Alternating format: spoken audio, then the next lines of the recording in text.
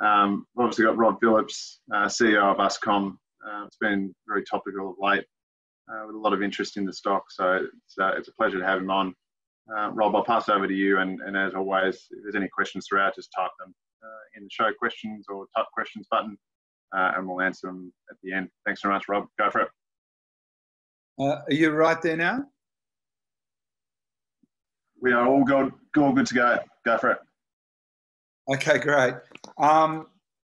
Thanks very much for joining us today, and hopefully I can give you a little bit of background and update you on the events of the last 3 months or so. So this is a pre-quarterly release for Uscom. Most of you know the stock at least a little, and we're an established growth stock. But the good news today is that we're profitable, cash flow positive, we've got cash on hand, and we've got strong growth credentials in the current health crisis. Remember that results for this quarter represent 15 years of product development, clinical testing, targeted corporate acquisitions, and strategic global expansion. We've acquired companies, we've saved lives, we've become a global standard of care for coronavirus and sepsis, and paediatrics and maternal health. We've also established global operations, and we're delivering new products worldwide. Uscom China, that we began last year, has just come online, and this is in fact the first reporting quarter of Uscom China, and we plan it to become a powerful driver of our operations, and it will become a major international platform for Uscom. So the results for the first 6 weeks, 7 weeks of this quarter have been very positive. Customer receipts have been up 449%, cash on hand up 67%, and cash flows reversed from being 280k loss to 990k positive. So 0.99 mil, profit 0.35 at this stage. And as I say, these are preliminary results. Record cash receipts of 214, 2.14 mil. Cash flow positive of about $1 million, and cash on hand 2.47. Importantly, though, we remain debt-free. We very much believe in fundamentals and operations, and that is you make the money and you build the business. So it's an exciting inflection time for us, and really that's what this presentation today is all about, and that's to update investors to say we're transitioning from being a company with promise to being a company with performance. If we just look simply at the Q3 results, profitable, cash flow positive, record cash receipts, cash on hand and debt-free. They're our headlines. And it does represent Uscom China's first quarter of operations. Interestingly, these events take a long time to yield. We've been working in China for 15 years. And we decided to set up Uscom China, a wholly owned subsidiary in China, 6 months, 12 months, 18 months ago. And it's taken us that time to get us to operations. And this is our first operating quarter, and it's been profitable. So it's an incredible recognition of the skills and the talent of the staff and the people in Beijing at Uscom China. Importantly, I think the sales from this record period have predominantly come from China customers. Although we are getting definitely COVID-19 sales, the majority of this is China customers. These are people that we've been dealing with who want to buy the device, and we're working hard to incorporate and take care of. The COVID-19 sales are being put in place as we speak. It's very difficult with capital goods to just instantly start selling from day one. It takes an understanding of the medical system and the purchasing pathways. And we are collaborating with the Chinese government on a number of projects that will allow increased and improved critical care performance in Chinese hospitals. Outside of China, Europe and US have been a part of our upregulation also as China's come online. And of course, they too are now starting to feel the need for Uscom 1A as the incidence and severity of the COVID-19 pandemic affects their critical cares and their citizens' health and well-being. So these are the drivers, if you like, and the background to the record results that I've presented today. So let's just go back and review for some of those who may not actually know the Uscom story. We're experts in circulation, innovative, practice-changing, non-invasive cardiovascular and pulmonary monitoring devices to market. And our objective is to improve clinical care, to contribute to medical health globally. Overlying or underlying that, we have a commercial ambition. And we want to become the leader in global healthcare. We want to become a billion-dollar healthcare company that is based on the contribution that we make to improving medical care. Our products are the Spirosonic range, which measure the lung function very accurately using ultrasound. And that, of course, is applicable to asthma, COPD, and occupational lung disease. The Uscom 1A, which is our cornerstone product, treats heart failure, sepsis and fluid management. And the BP Plus, which is new to be released, is the high performance hypertension technology. And combined, these three technologies basically address diseases which account for 75% of global mortality. So they cover the majority of global deaths and illness. We've been fairly active in expanding. For a small company that hasn't been profitable to date, we've expanded globally, knowing that we need to access the major markets of the world and that our products have sufficiently competitive standard that they will compete anywhere in the world. So we've got major operations, Sydney, Beijing and Budapest. We've got offices now in Singapore, Auckland, London and Los Angeles.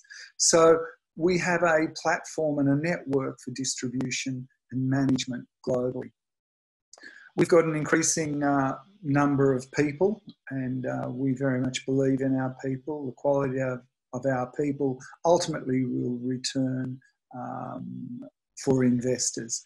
And our people are young, energetic, and come from 11 nations around the world.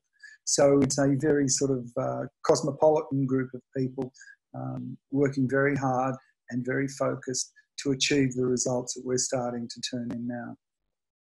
So let's talk a little bit about COVID-19. It's obviously on everybody's lips at the moment. What we do know is that things are happening very quickly. Things are increasing. The incidence is increasing, the deaths are increasing, and the locations are increasing. But it is not a China disease. It's a pandemic, it's global, and it's an infectious, rapidly spreading virus that we all need to focus on and attend to. These are the case numbers from this morning, and I noticed that hourly, the number of cases is just ticking over and the deaths is ticking over. So it is really critical, and Uscom is right in the middle of that critical process. We contribute at many levels. Just let's look a little bit at COVID-19, and what we know is that in the absence of a vaccine, patients either recover or they go to ICU. If they go to ICU, they either recover or they don't. There is no known treatment for this as yet. All we can do is when people get really sick, take them to hospital, provide them with respiratory support, that is their lungs, which is the complication of the pneumonia, and the cardiovascular support, which is to ensure that the sepsis, which is the result of the infection, the pneumonia infection, doesn't kill them. So it's really support while the immune system develops and either overwhelms the infection or the infection overwhelms the patient. So it's very critical, and Uscom is right in the middle of that. Initially, infection, there's something like, and I'm not sure of these data, but somewhere up to 60 to 85% of all people who have COVID-19 are asymptomatic. So you rest and take care at home as you would if you had minor flu symptoms. You don't interact with others. Once it gets complicated and you start getting short of breath and you start getting chest pains, you need to go to hospital, you're developing pneumonia, you're febrile, and then if early care doesn't resolve that, you might end up in critical care with organ support, which may proceed to death, where all of the technology and the support beforehand has failed. So pulmonary and cardiovascular support is ventilation and Uscom 1A. So it's infection, complications, ICU, respiratory and cardiovascular failure, and death. Importantly, Uscom's been in infectious diseases for many years now. I think 15 years we've been a part of the whole process of improving the management of infectious diseases. So we're not new to this business. We've been in China for 15 years and we've been developing methods and approaches and ways to do this. I think there are something like 600, 500 papers now published on Uscom, many of them about its application in improving the treatment of infectious diseases. And in late January of this year, the Chinese National Health and Medical Commission of the People's Republic of China recommended Uscom specifically for the treatment of severe coronavirus cases in adults and children. And so our role, both in China and outside of China, has been underwritten by this recommendation. At the same time, the Society of Critical Care Medicine for Paediatric Sepsis recommended Uscom in their international guidelines for paediatrics. So it's not just in China, but also the UK, US, Europe, Canada, South America, India, and Australia. Experts are saying that the best way to manage is using Uscom. So it's an incredibly exciting time for us as a company, knowing that the years that we've spent developing this technology and the approaches to using the technology in these diseases is actually being of real worth to people worldwide. So the impact of COVID-19 for us is short term. Obviously, we get emergency sales. This is important. Mid-term, it's sales into all markets, recognising that they need improved ICU care. And this is really important. People are recognising that there's been a failure to invest in these critical care services, and you actually do need sophisticated technologies like Uscom if you are to adequately take care of your people. Longer term, the impact on Uscom will be digital home monitoring of heart and lungs, and that'll be for the BP Plus and the Spirosonic technologies. So at the short, mid and long term, COVID will impact our business significantly. We have an underlying business for many other applications of the Uscom technologies, but this is specifically how COVID-19 will change our business. And overall, sales will increase as the emergency response, which we're seeing now, which is kind of closer to panic, becomes a more structured response as hospitals re-equip with non-invasive technologies with high levels of qualification, high levels of indication. So our strategy for the future is actually quite simple. China sales and distribution. We have a very big job in China and we have a very big mandate going forward, and we have an amazing system set up in China.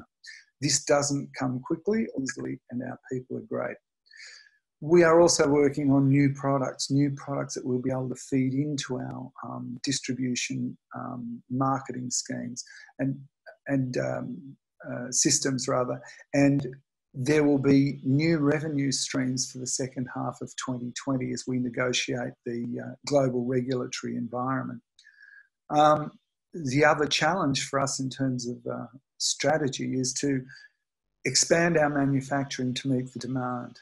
Demand that already is at a very high level from our current manufacturing system, and we're exploring a three-tiered approach to expanding and growing manufacturing to ensure that we can manufacture all of our devices within the constraints of our regulatory approvals and at the sufficient volumes that we anticipate over the next 12 to 18 months. The other thing we've done is just developed a Southeast Asian headquarters in Singapore, and this project provides us with a regional access to Southeast Asia and Asia. So that's an important next step for us. We'll of course be driving global regulatory. We haven't overlooked Europe and the US. They are both very important medical device markets for us, and there are people currently suffering that need our technologies. We are working hard on upregulating those within the constraints of current access. We also want to improve global digital marketing strategies for home care. Many of our devices, or certainly the BP Plus and Spirosonic, are devices that people should have in their home as a routine part of assessing their medical care. Your attention please. Fire testing is now complete.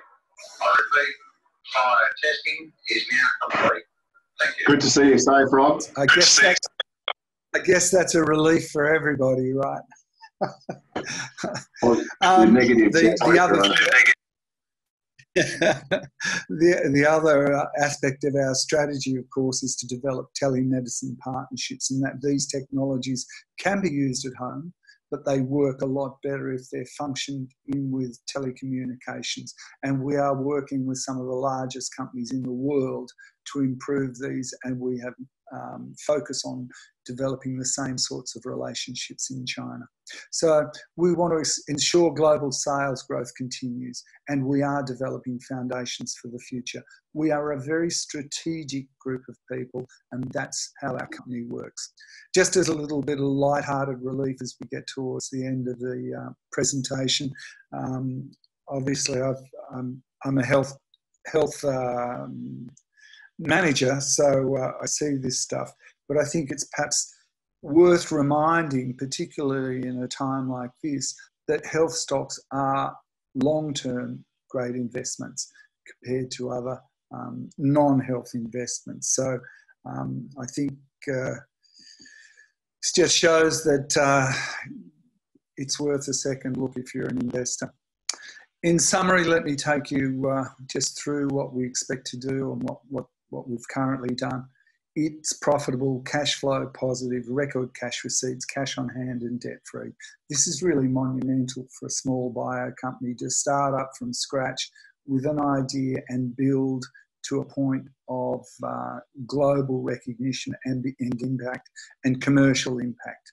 But what's exciting is the early phases are difficult and time consuming. But once you've, the barriers to entry are high, but once you're across those barriers to entry, the opportunities are amazing. So we've had a strong growth history and we're at an inflection point. Previously, we've had sales growths of 29% per annum CAGR for 6 years. We've got amazing opportunities in China and with our expanding global distribution. We've invested on the way through in this process of development. Without particularly excessive funding, we've acquired 2 companies. We've got global operations across 4 continents. We've got multiple products. We've got multiple jurisdictions, China, Europe, US and Australia. We earn in multiple currencies, which is another really useful operational strength.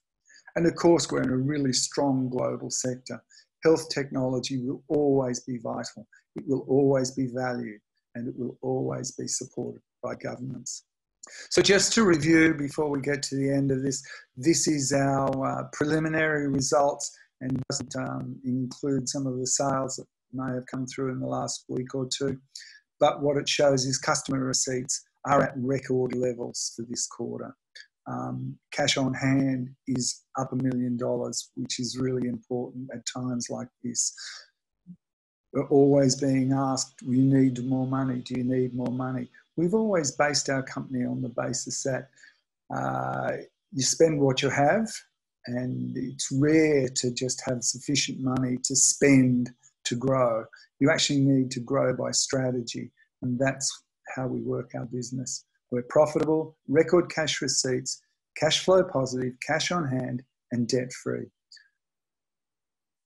So the conclusion, and thank you for your time for listening to this, we have an established growth history with rapidly transforming fundamentals and a clear strategy focused on continuing global growth. Uscom's part of the Chinese government response to the coronavirus pandemic, and we're now engaging with the emerging hotspots of the US and Europe. We're also part of the global health solution, and in an unpredictable world, our job is really to focus on saving lives worldwide, and this ultimately creates great health companies, and that's exactly our intention. So thank you very much for your time, and we're very proud of Uscom, and we're proud of our achievements. Thanks a lot. Great, Rob. I'll just get to some questions just quickly because we've got 5 or 7 minutes or so. First one, plan to invest in how new medical technology adopted at hospital level. Recent medical research supports technology. How receptive to take on new research. Sorry, Simon, I'm just struggling hearing you there. Can you just repeat that? You should be able to see the questions on the side, on the screen. Aha. Let me see. Are there any benefits to invasive strategies for treatment, or is non-invasive better and less intrusive? Is that a question?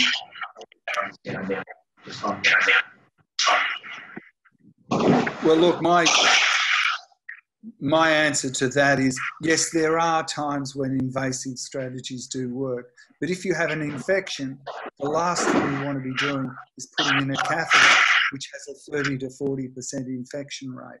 These are, if you can do, and this has really been the foundation for our company, if you can create non-invasive technologies which perform with higher degrees of accuracy, then you actually make a huge progress. It does take time, though, while clinicians adjust and adapt to these changing approaches. Resistance is famous amongst doctors, and their caution at adopting new technologies is famous. But we've paid our dues, we've proven our case, and there is no doubt that our technologies are being adopted and replacing invasive technologies. So do you want me just to go through these questions, Simon? Sorry, I'm having all sorts of issues on my end. You just answer one more question at the end there, Rob.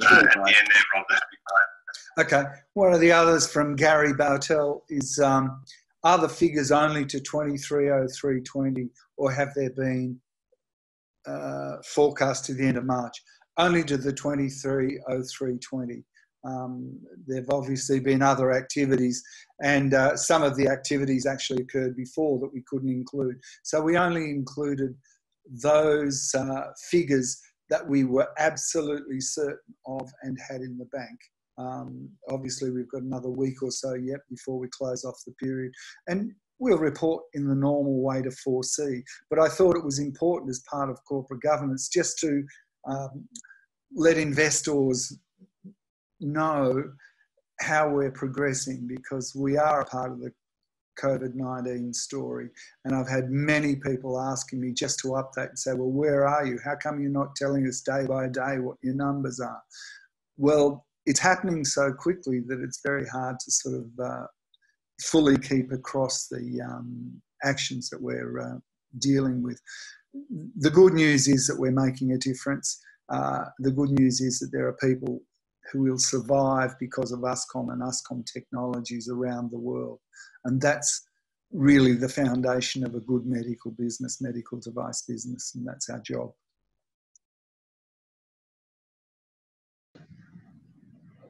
All good. Thanks very much again for that, Rob. Okay, thank you very much for your time. Much appreciated.